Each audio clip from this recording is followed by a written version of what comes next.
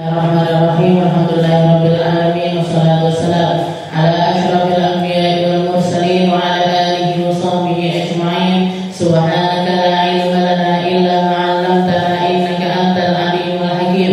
Rabbi shrah li sadri wa yassir li amri wahlul 'uqdatam min lisani yafqahu qawli. Amma ba'd. Alhamdulillah ala nikmatil Islam, alhamdulillah ala nikmatil iman wa kafa biha min ni'mah. Alhamdulillah, segala puji bagi Allah Subhanahu wa taala yang mengistiqomahkan kita, yang menghadirkan kita, yang memberikan jatah untuk mata, telinga, kaki, tangan, anggota badan kita untuk selalu dan selalu berada di tempat-tempat yang penuh dengan ketaatan, baca perkara-perkara yang menjadi bentuk takwa kita kepada Allah Subhanahu wa taala, mencari perkara-perkara yang didatangkan oleh Allah taala dan dititipkan lewat lisan para nabi-nabinya Allah Subhanahu wa taala. Ini menunjukkan bahwasanya Allah taala ingin membahagiakan kita, Allah taala ingin menyelamatkan kita, Allah taala ingin kita berada di dalam golongan-golongan yang tegar istiqomah di dalam jalan takwa. Kalau Nabi Muhammad SAW pernah mengatakan di dalam salah satu hadisnya, ad-dunya mal'unah, mal'unun ma fiha wa mawalah illa dzikrullah wa 'aliman wa muta'alliman. Sesungguhnya semua perkara yang ada di dunia ini, semua hal yang menjadi perhiasannya dunia ini, semuanya penuh dengan laknat dari Allah taala. Semua perkara yang ada di alam semesta ini dilaknat sama Allah. Makanya Nabi Muhammad mengatakan ad-dunya mal'unah, dunia itu terlaknat. Bukan cuman enggak ada nilainya di sisi Allah, bukan hanya tidak berharga di sisi Allah, tapi dapat laknat dari Allah. Laknat itu apa? Laknat itu nggih pengusiran. Laknat itu ya sesuatu yang dihinakan oleh Allah Subhanahu wa taala. Itu namanya mal'un. Jadi kalau ada orang melaknat, kayak misalkan setan, setan itu dapat julukan asyaitonir rajim. Asyaiton ar-rajim. Apa ar-rajim itu? Setan yang terkutuk. Dapat kutukan dari Allah taala. Dapat kutukan dari Allah taala. Ini bukan cuma Allah taala benci sama setan, tapi setan itu dapat kutukan dari Allah taala. Dia nggak akan selamat, dia akan jadi penghuni neraka, itu sesuatu yang pasti. Di bawahnya laknat ini ada yang namanya, yang di bawahnya rajim ini ada yang namanya laknat.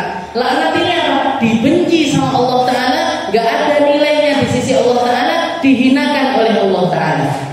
Ad-dunya mal'unah, katanya Nabi Muhammad, dunia ini terlaknat. Wa mal'unun ma fiha mawalah, dan seluruh isi dunia ini juga terlaknat. Semua yang ada di alam semesta ini terlaknat. Berarti manusia terlaknat, iya. Hewan terlaknat, iya. Harta benda terlaknat, iya. Jabatan terlaknat, iya. Suami istri terlaknat, iya. Semuanya kena laknat dari Allah Taala. Illa, tapi ada pengecualiannya. Pengecualian dari dunia yang enggak dilaknat ini cuma 3 golongan.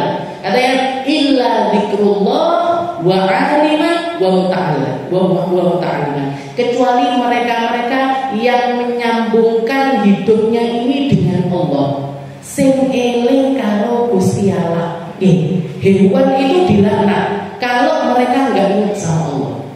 Daun-daun itu terlaknat kalau mereka enggak ingat sama Allah. Jadi tapi semua di dalam ayat yang lain Allah Ta'ala mengatakan kullun, semua yang ada di alam semesta ini tahu cara ibadahnya masing-masing.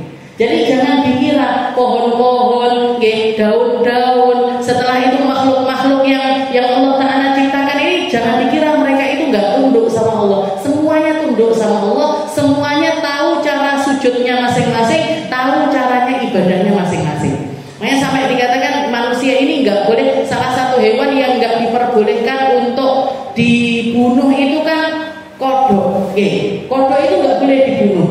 Ketika ditanya kenapa ya Rasul kok enggak boleh bunuh kodok, katanya Nabi Muhammad, karena di setiap pungkong-pungkongnya itu dia sedang ngomongnya itu dia lagi baca la haula wala quwata illa billah, la haula wala quwata illa billah, la haula wala quwata illa billah. Jadi nggak pernah berhenti. Jadi bahasanya kodo itu Nah, itu kalau yang bisa paham, dia sedang membaca hauqalah, la haula wala quwata illa billah, la haula wala quwata illa billah. Ditambah lagi si kodo ini salah satu hewan yang ketika Nabiullah Ibrahim itu dibakar di dalam api yang berkobar hampir selama 40 hari, itu kodo itu setiap hari jalan dari sungai ngambil air memenuhi mulutnya dia, pergi ke apinya Nabi Ibrahim disembur, disembur, balik lagi ke sungai ngambil lagi disembur, terus seperti itu. Ada yang bilang yang melakukan itu diantaranya kodok sama burung pipit. Burung pipit itu juga gitu, ngambil sak tetes diuncalnya, ngambil sak tetes diuncalnya ke api. Ditanya sama hewan-hewan yang lain, kalian ini ngapain? Kiki, api ini sebegini besarnya, api ini amat sangat besar sekali. Apa efeknya setetes air itu apa? Sak semburan iki opo efeknya? Tidak ada efek apa-apa. Tapi jawabannya para binatang-binatang tersebut mengatakan nggak apa-apa, walaupun nggak ngefek sekalipun, tapi yang penting aku memposisikan diriku ada di belakang barisannya Nabiullah Ibrahim, bukan di barisannya Namrud, bukan di barisannya orang-orang yang dilaknat sama Allah Subhanahu wa Ta'ala. Jadi hewan itu kalau mereka nggak dikir, dikatakan pohon-pohon daun-daun yang gugur. Kenapa kok mereka digugurkan sama Allah? Karena berhenti berzikir. Begitu berhenti berzikir, ditanya, diceblok nih, digugurkan. Jadi semua hewan ini yang mereka nggak kena laknat karena apa?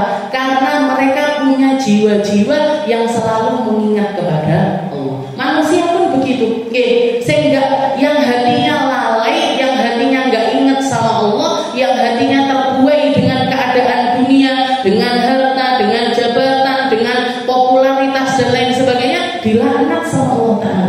Dapat laknatnya Allah. Ini golongan yang pertama, illa dzikrullah. Setelah itu yang kedua, wa aliman. Golongan kedua adalah mereka-mereka yang dijadikan sama Allah Ta'ala sebagai penyambung lidahnya Rasulullah Shallallahu Alaihi Wasallam. Orang-orang alim, orang-orang yang berilmu, orang-orang yang ngerti, paham, dohir batin tentang ilmunya Allah, orang-orang yang kenal dengan perjalanan hidupnya Nabi Muhammad dan memutuskan untuk napak tilas, memutuskan untuk berdiri di belakangnya Nabi, memutuskan untuk mengambil amanah keilmuan ini dan menyampaikannya kepada umatnya Rasulullah Shallallahu Alaihi Wasallam. Orang-orang alim, jadi illa dzikrullah wa aliman. Dan aliman ini orang kalau mau masuk di dalam golongan orang alim, gak kudu ngerti semua ilmu, gak harus bisa semua ilmu, gak harus.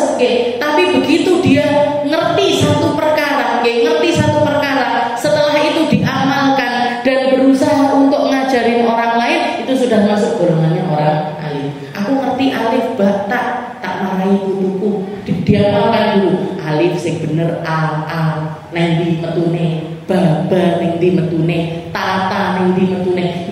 Huruf hijaiyah ini dia ngerti, setelah itu diamalkan untuk dirinya sendiri, habis itu ngajarin orang lain. Ini berarti dia sudah ngerti. Ilmu apa? Ilmu huruf hijaiyah. Masuk di dalam golongan orang alim. Yang dikatakan sama Nabi Muhammad SAW, orang yang ngajarin orang lain ilmunya Allah, itu yastaghfiruna lahu, semua yang ada di alam semesta ini mintakan ampun ala muallimin nasil khair, kepada mereka-mereka yang ngajarin orang lain berbuat kebaikan atau ilmu kebaikan. Semua yang ada di alam semesta mintakan ampun untuk orang tersebut. Hatal hitan fil bihar, katanya Nabi, bahkan ikan-ikan yang ada di lautan pun, sebanyak ikan itu yang ada di lautan, yang ada di seluruh bumi ini, semuanya minta ampunkan orang yang sedang ngajarin orang lain tentang kebaikan. Nanti orang alim ini nggak putus tokoh masyarakat yang, itu punya keistimewaan lebih lagi. Ulama-ulamanya Allah Ta'ala yang memban ilmu tinggi, yang dakwahnya juga istilahnya himmah, semangatnya dan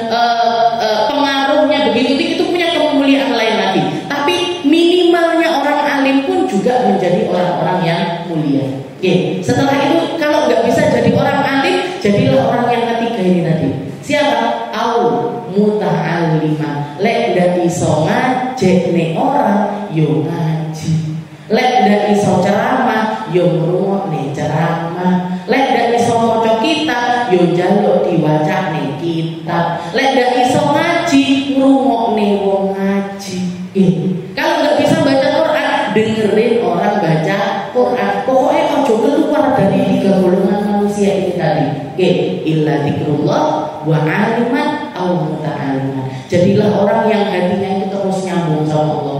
Pagi nyambung, siang nyambung, sore nyambung, makan nyambung, tidur nyambung, ke kamar mandi nyambung. Jadi uripe diikatkan dengan ingatan-ingatan kepada Allah Ta'ala. Ini yang akan jaga dia.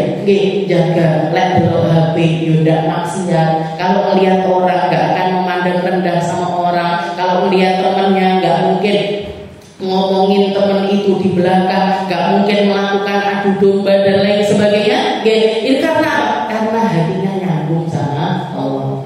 Illa dzikrullah wa aliman aw muta'allim. 3 golongan ini tok sehingga dapat laknat. Selain 3 golongan ini semuanya terlaknat. Harta sebanyak apapun hartanya orang, lek tidak diisi dengan ingat sama Allah Ta'ala. Duit kamu punya uang, kamu punya harta, kamu pakai buat apa hartanya? Entah pakai foya-foya lah, beli mobil bagus, bangun rumah yang bagus, beli sandal sing apik, tuku tas sing apik, dolan rono, dolan rene, apa? Semuanya terlaknat. Semuanya dimurkai sama Allah Ta'ala. Bukan cuma murka. Jadi laknat ini bukan cuma Allah Ta'ala marah sama orang itu, enggak, tapi disumpahi. Disumpahi sing nyumpahi kok Gusti Allah. Disumpahi kok yang nyumpahi buruk ini Allah Ta'ala. Jadi pian bayarne. Jadi laknat ini bukan cuma marah aja, tapi Allah Ta'ala marah dan melaknat orang tersebut. Lek wis kena laknate Gusti Allah, enggak mungkin iso digawe, tidak mungkin bisa dipakai untuk melakukan kebaikan. Harta anak-anak duwe anak akeh, tapi ndak diwelengne, ngerti carane salat, nggak diajarin ngaji, ndak dikenalkan sama Nabi Muhammad, ndak dikenalkan sama orang-orang yang baik. Ya sudah, dilaknat semuanya anak-anak. Jabatan, jabatan, semuanya, semua yang ada di alam semesta ini dilaknat sama Allah Ta'ala, kecuali mereka-mereka yang masuk di dalam 3 golongan ini. Lek iso adu mlebu sing nomor 1, nomor 1. Bisa masuk di nomor 2, ya nomor 2. Kalau nggak bisa, minimal masuk di dalam golongan orang nomor 3. Orang nomor 3 ini yang mungkin bahasanya orang sekarang itu gampangnya minaka utina wal nunutin. Orang iso ngaji, nunut wong ngaji. Orang iso nggak bisa baik, nunut wong apik. Nggak iso ngelakoni sing apik-apik, nggak bisa ngelakoni yang apik-apik, nggak bisa istiqomah melakukan kebaikan. Yo paling enggak nunut kalau wong apik-apik ya. Nunut sama orang-orang yang berilmu, nunut sama orang-orang ahli Quran, nunut sama orang-orang yang punya kapasitas di dalam perkara-perkara yang membawa mereka kepada Allah Subhanahu wa Ta'ala. Abine ulun pernah waktu datang hall Solo, tempatnya Habib Ali Habsyi, hallnya Habib Ali Habsyi Solo niku, itu ketemu di pinggir jalan nih, dilalat ketemu sama Habib Segaf, Habib Segaf Baharun. Nah ini foto nih wong loro, Habib ulun karo Habib Segaf, ketemu sama Ustaz Segaf di pinggir jalan. Ini Habib Segaf ini punya pondok yang naungi pondok pesantren putrinya Dalwa. Muridnya yang tinggal di situ, sekarang ini kurang lebih 4.000 santriwati. Wedok tok 4.000. Itu belum alumninya, ribuan, bahkan mungkin puluhan ribu.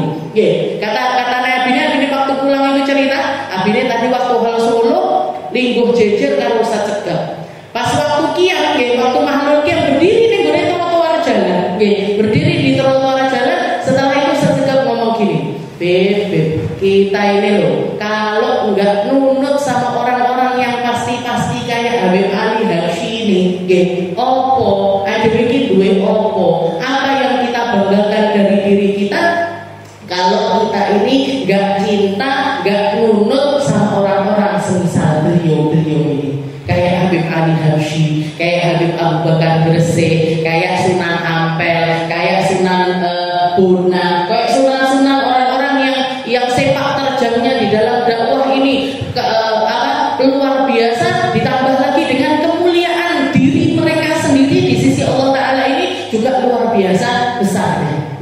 Itu sekelas Ustaz Segaf ngomong kayak gitu, muridnya Erwon,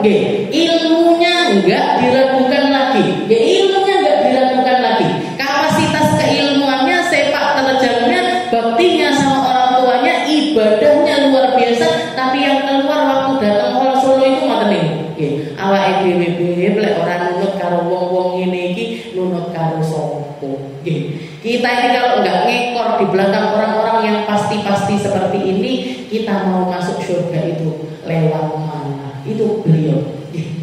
Jadi lama ini terus.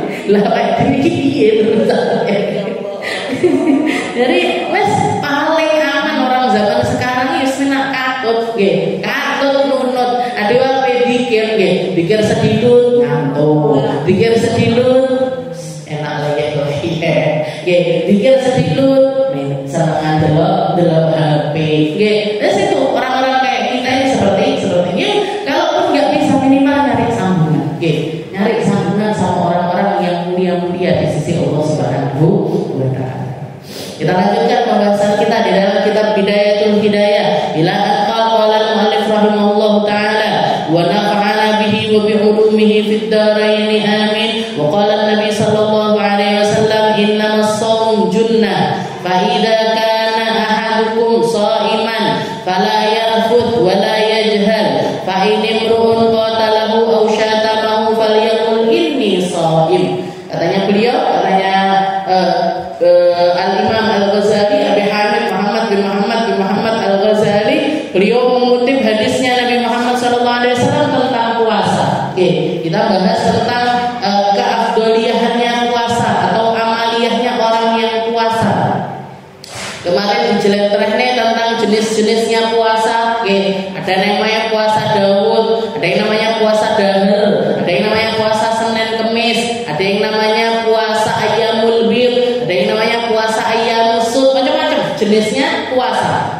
Terserah kita mau ngambil yang mana, terserah kita mau ngambil porsi seberapa. Sak kuate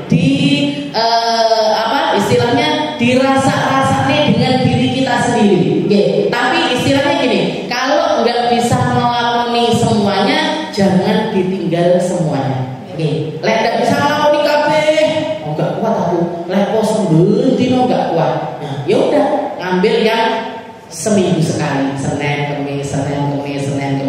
Nggak kuat aku lek seminggu pisan doan. Ben Senin akeh undangan, ben Kemis akeh undangan. Kan repot gitu. Kami gini, kami kono, undangan mantanku, mana lagi? Poso Senin Kemis, angel. Ya sudah, ambil yang sebulan sekali. Ayyamul Bid tanggal 14, 15, tanggal 13, 14, 15 setiap bulannya. Atau kalau nggak gitu ngambil yang terakhir tanggal 27, tanggal 28, 29, 30 setiap bulannya. Kalau bulannya cuma sampai 29 berarti ditambahi tanggal 1 bulan berikutnya. Itu yang sebulan sekali. Gak bisa angel sesasi kisah angel yang sebulan sekali. Ya sudah, ambil yang setahun sekali. Ambil yang setahun sekali. Menjelang hari raya Idul Adha 10 hari pertama itu poso. Kalau nggak bisa ambil Arafahnya, Arafah sama tarwiyahnya. Atau nanti datang bulan Muharram ngambil puasa Asyuranya. Ambil puasa Asyuranya. Pokoknya dipeti. Lek ndak iso nglakoni kabeh, ojo ditinggalkan semuanya. Kalau nggak bisa ngambil semuanya, jangan ditinggalkan semuanya. Tapi ambil porsi-porsi dari ibadah-ibadah puasa tersebut. Biar nafsu kita selalu terdidik. Karena kalau puasa ini yang dididik hawa nafsu. Yang dididik itu hawa nafsu kita, keinginan-keinginan kita yang kita didik. Setelah itu Nabi Muhammad mengatakan innamas shaum junnah. Puasa itu benteng. Puasa itu pager. Puasa itu benteng, puasa itu pager. Fa idza kana ahadukum sha'iman, kalau salah satu di antara kalian sedang berpuasa, fala yarfuth. Jangan dikotori puasanya dengan omongan kotor. Jangan dikotori puasanya dengan menghina-hina orang. Jangan dikotori puasanya dengan omongan-omongan yang tidak pantas. Fala yarfuth. Rafah itu kata-kata keji, kata-kata yang enggak baik. Yang zaman sekarang ini dianggap sama anak-anak muda kita itu sebagai sesuatu yang keren. Ucap nom-noman sekarang itu ini Jadi anak-anak muda sekarang ini lisannya gampang banget misuk. Jadi omong kata-kata yang keluar dari mereka ini sering sekali pakai omongan-omongan yang kotor. Efeknya delok HP, delok YouTube, delok TikTok dan lain sebagainya. Ini gampang sekali ngomong-ngomong yang semacam ini. Padahal ini sesuatu yang sangat-sangat enggak, istilahnya sangat-sanget dihinakan oleh agama. Oke. Jadi omongan jelek itu bukan sesuatu yang keren, bukan sesuatu yang patut untuk dibanggakan. Oke. Dan ini yang harusnya istilahnya diusahakan nih sama seluruh keluarga, gimana biar anak-anak kita ini enggak terkena sama omongan-omongan yang semacam ini. Oke. Dan itu kalau dilakukan ketika puasa, ngilangin pahalanya puasa. Oke. Sama kayak haji. Oke. Katanya Allah Ta'ala mengatakan al-hajju asyhurun ma'lumat faman farada fihinnal hajj fala rafatha wala fusuqa wala jidala fil hajj. Katanya Allah Ta'ala haji itu bulannya ditentukan sama Allah. Oke, bulan haji itu ditentukan Dzul Hijjah tok. Ndak enak ceritane wong haji Muharram haji ndak enak. Gitu. Ramadan haji ndak enak. Al-hajju asyhurun ma'lumat. Haji itu bulannya ditentukan sama Allah. Kalau man farada fihinnal hajj, orang yang ngambil ihramnya haji, orang yang ditakdirkan sama Allah Ta'ala untuk berangkat haji, ngambil mikotnya haji, sudah berkomitmen untuk melaksanakan ibadah haji, yang diwanti-wanti sama Allah, fala rafatha wala fusuqa wala jidal. Ojo sampai ngomong elek, jangan sampai tukaran, jangan sampai tukaran. Rafatha wala jidala, fala rafatha wala fusuq. Jangan melakukan perkara-perkara yang fasik, perkara-perkara yang kamu itu maksiat sama Allah Ta'ala. Yang bisa melakukan selama ibadah haji ini 3 perkara ini dihindari, insya Allah jadi haji yang mabrur. Tapi angele banget. Yang pernah haji mesti ngerasain. Gitu, nenggone Arafah, wong sak donya nglumpuk di satu tempat. Arepe pipis tok lho. Setengah mati. Satu kamar mandi sing ngantri wong swidak. Iki ora nggih sampe bocor nang arep. Gitu. Wes kok, nah itu godaannya luar biasa. Nanti cuacanya yang panas, nanti kamar mandinya diserobot, nanti makanannya sulit, nanti perjalanannya panjang. Kaki sudah capek, pikiran sudah capek, seenek barang-barang. Jadi perkara kecil itu gampang nyulut emosinya orang. Nah, mereka-mereka yang bisa menghindarkan diri selama ibadah haji ini, tidak melakukan 3 perkara ini, la rafat, wala fusuq, wala jidal. Enggak tukaran, enggak ngomong kotor, enggak melakukan keburukan. Insya Allah hajinya haji mabrur. Insya Allah jadi haji yang mabrur. Begitu juga dengan puasa. Katanya Nabi Muhammad, fala yarfut wala yajhal. Jangan terkalahkan sama emosimu, jangan ngomong kotor. Fa ini mraun qatalahu asyatan falyaqul inni shaim. Nah, kalau kamu lagi tersulut emosimu, lagi luwe kan biasanya gampang nesu gitu. Biar lek luwe gampang nesu kan. Ulun gampang nesu lek wis luwe. Wis luwe mangan dhisik. Jadi kalau orang lapar itu biasanya gampang marah. Nah, kalau kita lagi puasa, lagi perut lapar kok emosi, maka ingatkan diri dengan kalimat ini shaim. Poso, lagi puasa.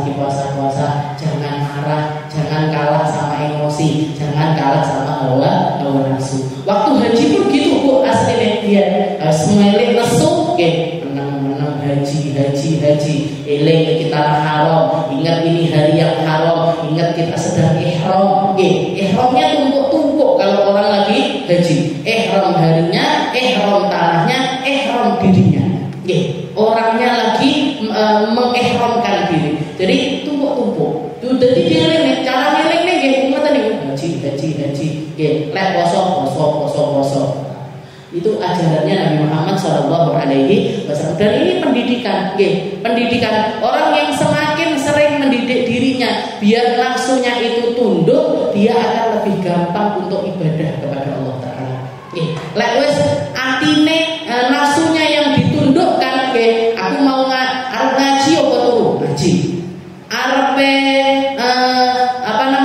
arepe ghibah apa dikiran, arepe budal ning gone panggon sing apik apa ning panggon sing elek, ning panggon sing apik.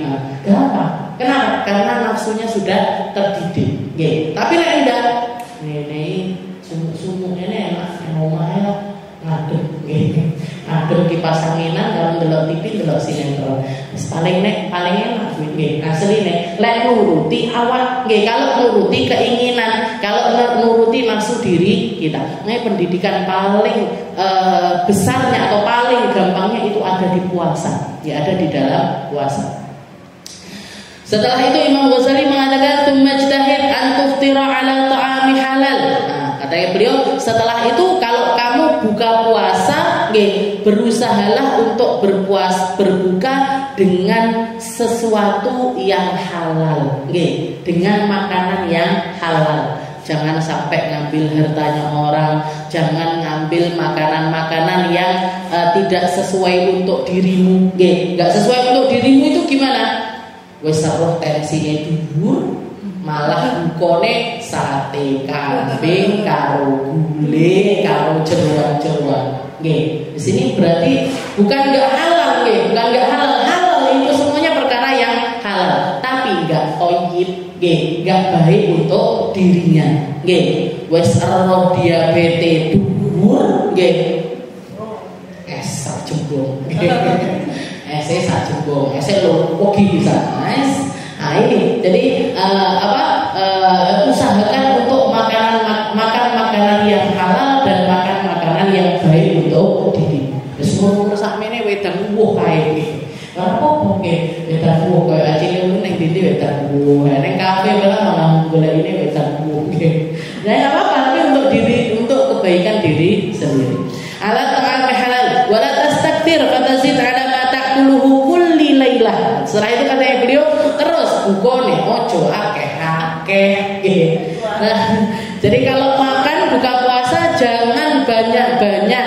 Jangan kana farqa idza stawfaita ma ta'taduhu an ta'kulahu daf'atan wahidah au daf'atain. Akhirnya jadinya gini, nggih katanya beliau, akhirnya percuma kamu sudah melaporkan dirimu sepanjang hari, nggak makan mulai dari subuh sampai maghrib, tapi begitu buka puasa jatah isuk awan sore dipangan kabeh. Nggih. Jadi kayaknya mangane buka karo sahur tok, nggih. Tapi buka karo sahur iki jatahe 3 kali lipat, nggih.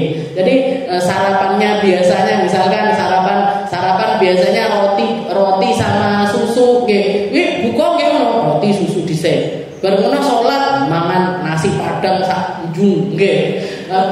Iki padha ae Imam Ghazali tutulun lho nggih, Imam Ghazali sing ngomong, nggih. Jadi kalau misalkan kamu makan banyak-banyak sampai jatah sehari itu kamu makan sekali waktu duf'atan daf'ah wahidah atau daf'atain, nggih. Wa innamal maksud kasra syahwatik, nggih. Katanya beliau padahal kamu puasa itu maksudnya adalah memangkas syahwatmu, nggih, memangkas syahwatmu, melemahkan kekuatan keinginanmu litakwa biha ala takwa, agar kamu itu kuat ngelakoni perkara-perkara takwa, agar kamu itu kuat untuk lebih taat kepada Allah Subhanahu wa taala. Terus apa artine? Nggih, kalau kamu berbuka dan kamu koyok balas dendam, nggih. Dadi bukane balas dendam ora mangan sedina dipangan kabeh di dalam sekali waktu. Bar ngono lemes, nggih. Oh nek wis warak lemes, nek wis lemes ngantuk, nggih. Sing kudune tarawih malah ora tarawih, nggih. Kalaupun tarawih dinyang, nggih. Separo ae lah, nggih. Ora separo seperempat, nggih. Seperempat sene ndak ngajine ndak usah melok, nggih. Apa darusane ndak usah melok. Ini. Jadi katanya beliau, kamu itu puasa maksudnya kan mangkas, nggih, kasra syahwati. Kamu memecahkan syahwatmu, kamu melemahkan kekuatan keinginanmu. Ditakwa biha ada takwa, biar kamu semakin bertakwa kepada Allah Ta'ala. Akhirnya makna dari tujuan puasa ini hilang kalau kamu melakukan sesuatu yang semacam itu.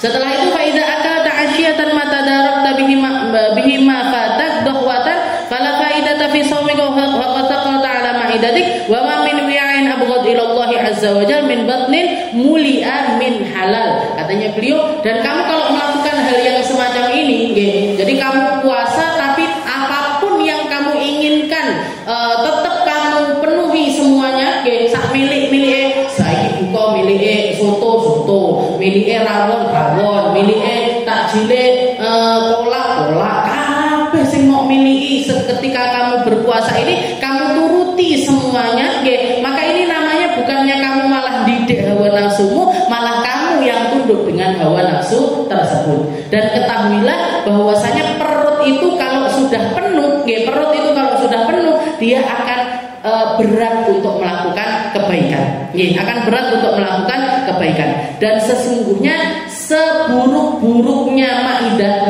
seburuk-buruknya tempat adalah perut yang penuh dengan makanan walaupun makanan itu adalah sesuatu yang halal. Jadi perut yang paling dibenci sama Allah Ta'ala adalah perut yang selalu kenyang, yang selalu kekenyangan walaupun kenyangnya itu pakai sesuatu yang halal. Jadi kudu enek takrane manggahan. Tetap harus ada batasannya, harus dipisah-pisah. Fa idza arafta makna shaum fastaghfir minhu mastata'ta fa innahu asasul ibadat wa miftahul gurubat. Jadi puasalah dengan cara yang semacam ini. Puasalah seperti puasanya orang-orang soleh terdahulu yang memang benar-benar maksudnya itu untuk mendidik dirinya. Dan setelah itu ketahuilah, kalau kamu sudah ngerti maknanya puasa, kamu ngerti jenis-jenisnya puasa, kamu ngerti gimana caranya mendidik dirimu di dalam puasa tersebut. Setelah itu kamu rutin untuk memperbanyak melakukan puasa, istiqomah dengan puasa-puasa yang kamu mampu untuk melakukannya. Ketahuilah fa innahu asasul ibadah. Sesungguhnya puasa itu adalah pondasinya ibadah. Jadi pondasinya ibadah. Kenapa kok dinamakan pondasi ibadah? Karena orang yang mampu mendidik hawa nafsunya, dia akan mampu mendirikan berbagai macam ibadah. Orang yang nggak mampu untuk mendidik hawa nafsunya, mau melakukan ibadah apapun, ini nggak akan dedek-dedek. Sholatnya nggak bisa tegak, ngajinya nggak bisa tegak, silaturahminya nggak bisa tegak, baktinya sama orang tua nggak bisa tegak, ngerawat anaknya, pendidikan anaknya dengan cara yang baik nggak bisa tegak, karena puasa ini adalah pondasinya. Ketika kamu benahin puasamu, kamu rutin sama puasa, istiqomah di dalam puasa, berarti kamu sedang nanam pondasinya ibadah. Nanti mau nggak mau, kalau pondasinya sudah dedek, mau nggak mau dia akan muncul sendiri. Ibadah-ibadah itu akan muncul sendiri. Wa miftahul qurbat. Dan ketahuilah bahwasanya puasa itu adalah kuncinya kedekatan kepada Allah Subhanahu wa Ta'ala. Gak ada satu orang mulia pun, gak ada satu orang pun yang diangkat derajatnya di sisi Allah Ta'ala kecuali mereka adalah orang-orang yang mampu menundukkan hawa nafsunya. Jadi duduk sing tunduk karo nafsunya, tapi nafsunya yang tunduk kepada dirinya. Nafsunya yang tunduk kepada dirinya. Maka Allah Ta'ala mengatakan di dalam Al-Quran 4 nafsu, 4 golongan nafsunya manusia yang disebutkan sama Allah Ta'ala di dalam Al-Quran dan akan selamat untuk masuk ke dalam surganya Allah Ta'ala, yaitu ya ayyatuhan nafsul mutmainnah irji'i ila rabbiki radiyatan mardiyah, radiyah, nafsu radiyah, setelah itu nafsu mardiyah, fadkhuli fi ibadi. Ini namanya nafsul kamilah, nafsunya hamba-hamba Allah Ta'ala yang mulia. Baru setelah itu fadkhuli jannati, silahkan masuk ke dalam surgaku. 4 golongan orang ini, 4 golongan manusia ini yang sudah menundukkan nafsu ammarah bisuknya, bainan nafsa ammaratun bisu, katanya Allah Ta'ala. Sesungguhnya nafsu itu asalnya nafsu, asalnya nafsu. Allah Ta'ala itu nyiptakan manusia pakai nafsu, dan asalnya nafsu itu ngejak untuk melakukan keburukan-keburukan. Jadi asalnya nafsu itu ngongkon ngelakoni perkara-perkara sing elek-elek. Tapi kalau dia sudah bisa menundukkan, nanti masuk ke dalam nafsu namanya lawamah. Lawamah itu diperangi tapi kalah, nyesel. Diperangi lagi, kalah nyesel kayak awak ini nih. Jadi melek ngaji males dituruti, balik ora sido ngaji. Melek tangi bengi ngangel banget nih toh. Melek tangi bengi melek tak tapi bangun neh subuh-subuh lagi tangi nggih melek duhaan nggih melek duhaan tapi kalah neh akhirnya ilang neh duhae melek ngaji sedina sak juz rong juz melek nggih tapi kalah neh itu namanya nafsu lawwamah nggih dadi kalah terus karo hawa nafsu nggih jadi yang pertama adalah al-ammarah bisu tapi sudah mending ini lawwamah ini berarti ada perlawanan kalau amarah bisu itu enggak ada perlawanan tabrak tuwabrak kabeh nggih nah nanti masuk lagi ke nafsu yang ketiga al-amarah bisu al-lawwamah al-mulhamah nggih al-mulhamah ini dia sudah bisa nundukkan tapi juga masih banyak yang kocar-kacir nggih banyak sing hilang-hilang. Jadi sebagian ketaatan dilakoni, sebagian ketaatan lagi enggak dilakoni. Nggih. Dadi yo ngibadah tapi yo maksiat. Nggih, ngibadah yo maksiate yo. Nah, ini namanya nafsu al-mulhamah. Nah, banyak hal yang akan disesali sama orang-orang yang nafsunya mulhamah. Baru nanti kalau mulhamah ini dididik, nah, masuk ke dalam nafsu namanya mutmainnah. Mutmainnah itu apa? Mutmainnah itu artinya tenang, nggih. Enggak, istilahnya enggak punya keinginan, enggak punya pikiran untuk melakukan keburukan itu sudah enggak punya. Nggih, sing digoleki taat. Nggih. Al-mutmainnah, nanti masuk lagi radiyah, masuk lagi al-mardiyah, masuk yang paling tingginya namanya an-nafsul kamilah. Nggih, fadkhuli fi ibadi, katanya Allah Taala, silahkan masuk di dalam golongan hambaku. Siapa golongan hambaku ini? Mereka-mereka yang nafsunya sudah terkalahkan secara keseluruhan, sehingga mereka punya nafsu yang sempurna. Ini nafsunya para nabi, nafsunya para rasul, nafsunya wali-walinya Allah Ta'ala, nafsunya orang-orang dia, ini nafsu al-kamilah. Baru setelah itu fadkhuli jannati, silahkan masuk ke dalam surga. Jadi 4 golongan ini yang orang yang mujahadah dengan dirinya sampai masuk ke dalam 4 golongan ini, nah mereka yang akan memasuki surganya Allah Subhanahu wa Ta'ala. Nah, puasa ini salah satunya adalah untuk menundukkan hawa nafsu kita, dan menundukkan hawa nafsu itu kuncinya kedekatan kepada Allah Subhanahu wa Ta'ala. Qala Rasulullah sallallahu alaihi wasallam, qala Allah tabaraka wa ta'ala, kullu hasanatin bi asyri amsalha ila 700 dhifin illa siyam fa innahu li wa ana ajzi bih. Insyaallah kita lanjutkan di pertemuan kita yang selanjutnya, masih tentang berpuasa, di akhir-akhir tentang fadilahnya puasa dan kebaikannya orang yang berpuasa. Mungkin digampangkan puasa, mungkin digampangkan untuk beribadah puasa, digampangkan untuk istiqomah melaksanakan puasa, digampangkan untuk terus memerangi hawa nafsu kita sehingga menjadi nafsu-nafsu yang tunduk dengan ketaatan kepada Allah Ta'ala, tunduk dengan perintah dari Nabi Muhammad SAW, patuh taat dengan segala sesuatu yang Allah Ta'ala aturkan untuk manusia-manusia mulia, sehingga kita dimuliakan sama Allah Ta'ala dunia akhirat, diselamatkan sama Allah Ta'ala dunia akhirat, menjadi hamba-hamba yang kembali kepada Allah Ta'ala dengan nafsu-nafsu yang indah, nafsu al-mutmainnah, awil radiyah, awil mardiyah, awil kamilah, sehingga kita dipersilahkan untuk menikmati setiap kenikmatan yang ada di dalam syurganya Allah Ta'ala. Kita, anak cucu kita, orang tua kita, semua orang yang kita sayangi, semoga selalu ada di dalam benteng-benteng kebaikan, selalu ada di dalam aturan-aturannya Nabi Muhammad SAW, sehingga kita dimampukan oleh Allah Ta'ala untuk kumpul di dunia, kumpul lagi di akhiratnya Allah Ta'ala dalam keadaan yang baik, dalam keadaan yang indah, dalam keadaan yang penuh dengan kenikmatan. Ala hadhihi niyah wa ala kulli niyatin salihah wa ila hadratin Nabi Muhammad SAW bisirril Fatihah.